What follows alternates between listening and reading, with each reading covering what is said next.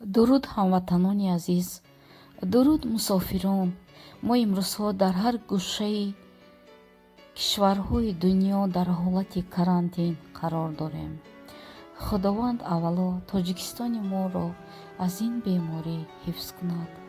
баъдан мо таҳсин ба он табибоне мегӯем, ки дар ин шабу рӯзе ки мо оромона дар хона мешинем, онҳо барои табобати садҳо нафар беморон ҷони худро дареғ надошта кӯшиш менамоянд, ки онҳоро аз ин беморӣ раҳо созанд. чандин табибон қурбони ин беморӣ гаштанд. равонашон шод бод.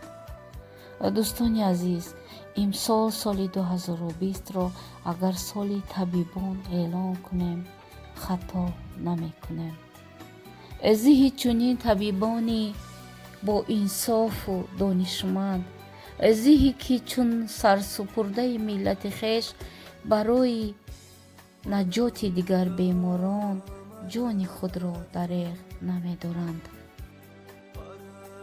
онҳо қаҳрамонанд, қаҳрамони соли 2020.